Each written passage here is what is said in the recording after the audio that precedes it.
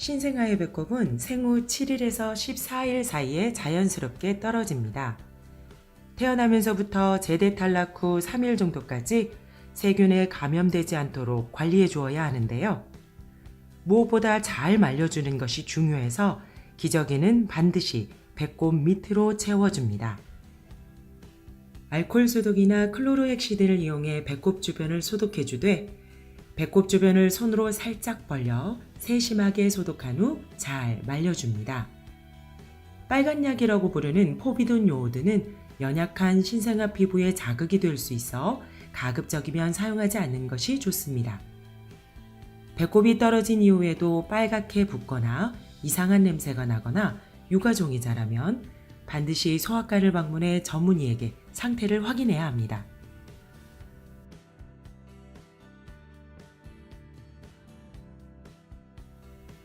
신생아는 체온 조절 능력이 미숙하기 때문에 적정한 체온 유지를 해주는 것이 중요합니다. 체온이 높으면 바이러스나 세균 감염을 의심할 수 있고, 체온이 저하되면 산소와 혈당의 소모가 증가해 체중이 줄기 때문에 평소에 같은 시간, 같은 장소, 같은 체온계로 기초 체온을 체크해서 아이의 체온 변화를 관찰해 주는 것이 좋습니다. 겨드랑이 이마 체온계는 37.4도 이상, 항문이나 고막 체온계로 38도 이상이면 발열 상태로 보고 소아과 진료를 받는 것이 좋습니다. 반대로 35도 미만일 경우는 저체온 상태이기 때문에 따뜻하게 보온을 해주시되 옷이 젖어 있는 상태라면 마른 옷으로 갈아입혀 주세요.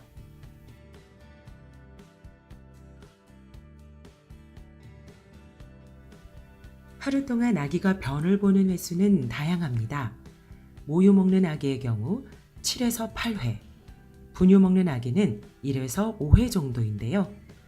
아기의 변 양상을 통해 아기의 건강 상태를 체크할 수 있기 때문에 부모는 아기의 변 상태와 양상을 관찰하는 것이 중요합니다.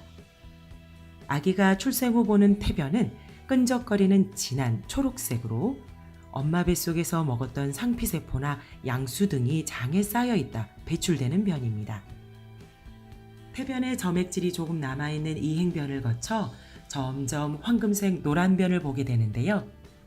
건강한 황금색 변이 아닌 녹색 변의 경우 소화효소가 많이 분비되거나 음식물이 장을 통과하는 속도가 빨라지는 등 별다른 이유 없이도 볼 수 있으니 걱정하지 않으셔도 됩니다.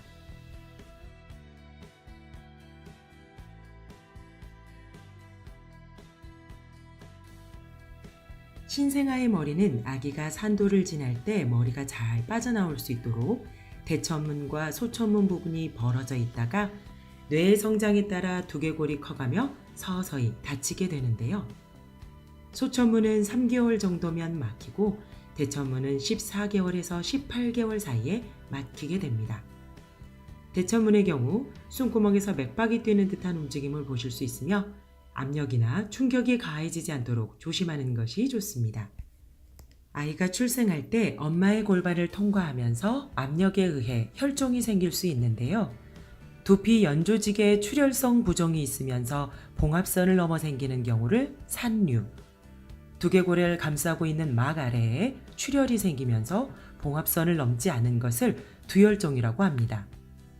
두 경우 모두 별다른 처치 없이도 수일 혹은 수개월 이내에 자연적으로 흡수되는 경우가 대부분이니 자극을 주지 않고 관찰해 주세요.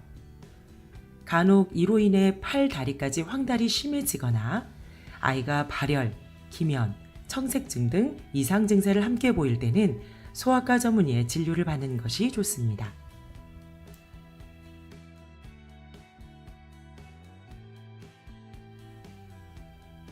좁쌀종은 미세하게 하얀 좁쌀 같은 크기의 구진이 뺨, 코, 턱, 이마 등에 나타나는데 피지선이 과도하게 증가해서 생기는 것으로 일주일이나 2주일 이내에 자연스럽게 사라집니다.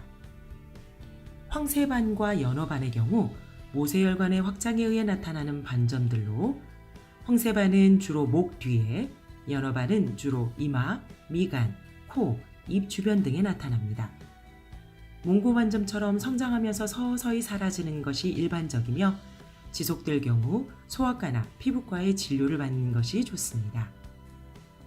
중독성 홍반의 경우 다수의 작고 붉은 발진이 곳곳에 생기고 발진 가운데 노란 구진을 가지고 있습니다. 출생 48시간에서 10일 이내에 발생하고 시간이 지나면서 자연적으로 서서히 소실됩니다. 땀띠는 너무 더운 환경에서 땀샘이 막히면서 발생하는데요. 시원하게 환경을 바꾸어 주어도 유지된다면 소아과 전문의의 진료를 통해 땀띠가 맞는지 감별 진단을 받아보시는 것이 좋습니다.